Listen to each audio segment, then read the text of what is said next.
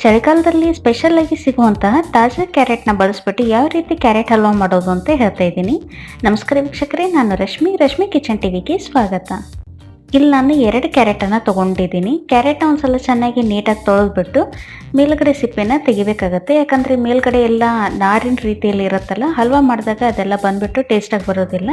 ಅದಕ್ಕೆ ಒಂದ್ಸಲ ಮೇಲ್ಗಡೆ ಎಲ್ಲ ಸಿಪ್ಪೆನ ಚೆನ್ನಾಗಿ ಬಿಡಿಸ್ಬಿಟ್ಟು ಇದನ್ನು ತುರ್ಕೊಳ್ಬೇಕು ತುರಿಯೋ ಮಣೆಯಿಂದ. ಮಿಕ್ಸಿಯಲ್ಲೂ ಬೇಕಿದ್ದರೂ ಗ್ರೈಂಡ್ ಮಾಡ್ಕೊಳ್ಬೋದು, ಆದರೆ ಈ ರೀತಿ ತುರಿದ್ಬಿಟ್ಟು ಮಾಡೋದ್ರಿಂದ ಟೇಸ್ಟ್ ತುಂಬಾ ಚೆನ್ನಾಗಿ ಬರುತ್ತೆ. ಎಲ್ಲ ಒಂದೇ ಸಮನಾಗಿರುತ್ತೆ, ಎಲ್ಲೂ ಚೂರುಗಳು ಉಳಿಯೋದಿಲ್ಲ. ಅದಕ್ಕೆ ಈ ರೀತಿ ತುರಿದ್ಬಿಟ್ಟು ಮಾಡೋದು ತುಂಬಾ ಒಳ್ಳೆಯದು.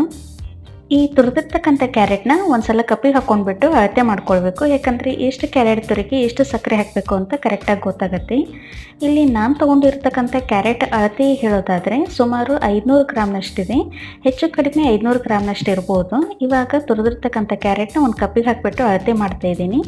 ಇಲ್ಲಿ ನಾನು ಬಳಸಿರ್ತಕ್ಕಂಥ ಕಪ್ನಲ್ಲಿ 2 ಕಪ್ನಷ್ಟು ಕ್ಯಾರೆಟ್ ತುರಿ ಇದೆ.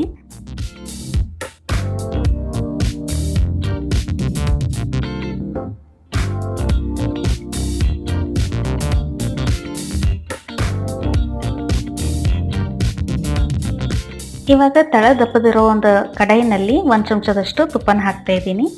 ಮೊದಲಿಗೆ ಡ್ರೈ ನಟ್ಸನ್ನು ಹುರ್ಕೊಳ್ಬೇಕು. 2 ಚಮಚದಷ್ಟು ಬಾದಾಮ್, 2 ಚಮಚದಷ್ಟು ಗೋಡಂಬಿನ ಹಾಕಿಬಿಟ್ಟು ಸ್ವಲ್ಪ ಬಣ್ಣ ಚೇಂಜ್ ಆಗೋವರೆಗೂ ರೋಸ್ಟ್ ಮಾಡಬೇಕು. ಜಾಸ್ತಿ ರೋಸ್ಟ್ ಮಾಡೋದೇನು ಬೇಡ. ಜಾಸ್ತಿ ರೋಸ್ಟ್ ಮಾಡಿದರೆ ಸೀದು ಹೋಗ್ಬಿಟ್ಟು ಟೇಸ್ಟ್ ಹೊರಟೋಗ್ಬಿಡುತ್ತೆ. ಸ್ವಲ್ಪ ತುಪ್ಪದಲ್ಲಿ ಫ್ರೈ ಮಾಡಿದರೆ ಅದರ ಟೇಸ್ಟ್ ಚೆನ್ನಾಗಿ ಬರುತ್ತೆ. ಹಸಿದು ಕೂಡ ಹಾಕ್ಬೋದು, ಆದರೆ ಹಸಿದು ಹಾಕಿದರೆ ಅಷ್ಟು ಟೇಸ್ಟ್ ಚೆನ್ನಾಗಿ ಅನಿಸೋದಿಲ್ಲ ಅಂತ ಹೇಳಿ ಸ್ವಲ್ಪ ರೋಸ್ಟ್ ಮಾಡಿ ಹಾಕ್ತಾಯಿದ್ದೀನಿ. ಇದಕ್ಕೆ ಸ್ವಲ್ಪ ಒಣದ್ರಾಕ್ಷಿಯನ್ನು ಹಾಕ್ತಾಯಿದ್ದೀನಿ, 1 ಚಮಚದಷ್ಟು. ಇದನ್ನು ಸಹ ಒಟ್ಟಿಗೆ ರೋಸ್ಟ್ ಮಾಡಿಬಿಟ್ಟು ಒಂದು ಪ್ಲೇಟಿಗೆ ತೆಗೆದಿಡಬೇಕು. ಒಣದ್ರಾಕ್ಷಿನ ಆ ನಂತರನೇ ಹಾಕಬೇಕು, ಯಾಕಂದರೆ ಬೇಗ ಹಾಕಿದರೆ ಬೇಗ ಸೀದು ಹೋಗ್ಬಿಡುತ್ತೆ ಗೋಡಂಬಿ ಮತ್ತು ಬಾದಾಮ್ ಜೊತೆಗೆ.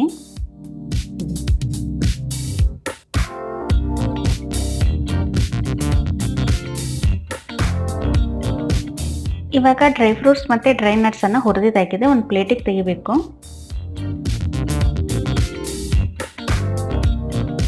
ಇವಾಗ ಅದೇ ಕಡಾಯಲ್ಲಿ 1 ಚಮಚದಷ್ಟು ತುಪ್ಪನ ಹಾಕಿಬಿಟ್ಟು ತುರಿದಿರ್ತಕ್ಕಂಥ 2 ಕಪ್ನಷ್ಟು ಕ್ಯಾರೆಟ್ ತುರಿನ ಹಾಕ್ತಾಯಿದ್ದೀನಿ.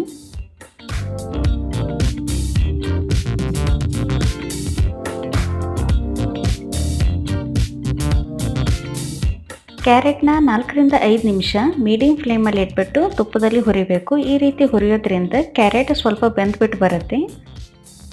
ಇವಾಗ ಕ್ಯಾರೆಟ್ನ ಹುರಿತಾ 4ರಿಂದ 5 ನಿಮಿಷ ಆಗಿದೆ. ಮೊದಲು ಬಣ್ಣ ಬೇರೆ ಇತ್ತು, ಇವಾಗ ಕ್ಯಾರೆಟ್ ಬಣ್ಣ ಸ್ವಲ್ಪ ಚೇಂಜ್ ಆಗಿದೆ, ನೋಡ್ತಾ ಇರ್ಬೋದು. ಹಾಗೆ ನೀರಿನ ಅಂಶನೂ ಸಹ ಸ್ವಲ್ಪ ಕಡಿಮೆ ಆಗಿದೆ. ಈ ಸ್ಟೇಜಲ್ಲಿ ಇದಕ್ಕಿವಾಗ ಅರ್ಧ ಕಪ್ನಷ್ಟು ಸಕ್ಕರೆನ ಹಾಕಬೇಕು.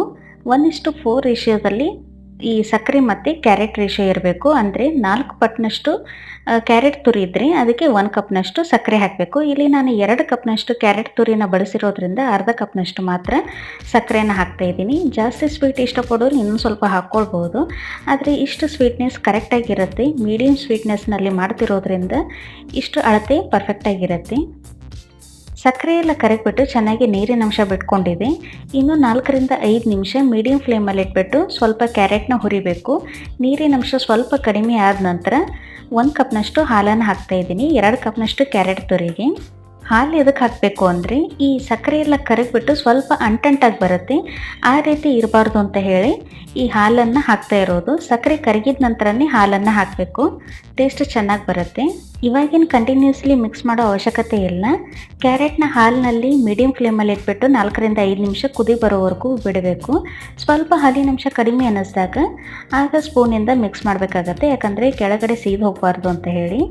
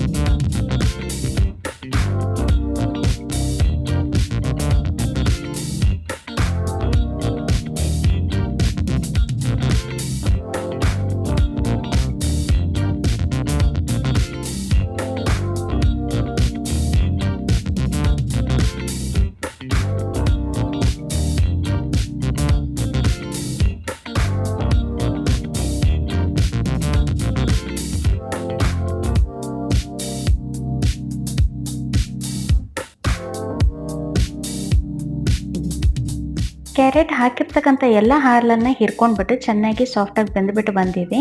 ಈ ಸ್ಟೇಜಲ್ಲಿ ಕುಟ್ಟಿರ್ತಕ್ಕಂಥ ಏಲಕ್ಕಿ ಪುಡಿನ ಹಾಕಿಬಿಟ್ಟು ಒಂದ್ಸಲ ಚೆನ್ನಾಗಿ ಮಿಕ್ಸ್ ಮಾಡಿಬಿಟ್ಟು ಸ್ಟವನ್ನು ಆಫ್ ಮಾಡಬೇಕು. ಇನ್ನೂ ಒಂದು ಸ್ವಲ್ಪ ಹಾಗೆ ಒಲೆ ಮೇಲೆ ಬಿಟ್ಟರೆ ಗಟ್ಟಿಯಾಗಿ ಬಿಡುತ್ತೆ, ತಿನ್ನೋದಕ್ಕೆ ಟೇಸ್ಟ್ ಚೆನ್ನಾಗಿರೋದಿಲ್ಲ.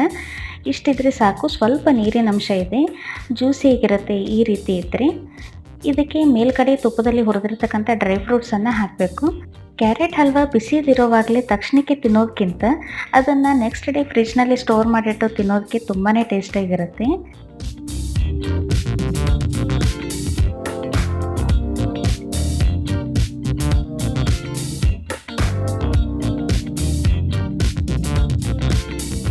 ಕೇವಲ 2 ಚಮಚ ತುಪ್ಪ ಹಾಗೆ 1 ಕಪ್ನಷ್ಟು ಹಾಲಿನಲ್ಲಿ ಜ್ಯೂಸಿಯಾಗಿ ಟೇಸ್ಟಿಯಾಗಿ ಕ್ಯಾರೆಟ್ ಹಲ್ವಾನ ಮಾಡ್ಬೋದು. ಕಡಿಮೆ ಹಾಲು ಮತ್ತು ತುಪ್ಪನ ಬಳಸ್ಬಿಟ್ಟು ಯಾವ ರೀತಿ ಕ್ಯಾರೆಟ್ ಹಲ್ವಾ ಮಾಡೋದು ಅಂತ ನೋಡಿದ್ರಲ್ಲ. ಇವತ್ತಿನ ರೆಸಿಪಿ ನಿಮಗೆ ಇಷ್ಟ ಆಗಿದ್ದರೆ ವಿಡಿಯೋನ ಲೈಕ್, ಶೇರ್, ಕಾಮೆಂಟ್ ಹಾಗೂ ನನ್ನ ಚಾನಲ್ನ ಸಬ್ಸ್ಕ್ರೈಬ್ ಆಗೋದನ್ನು ಮರಿಬೇಡಿ. Thank you.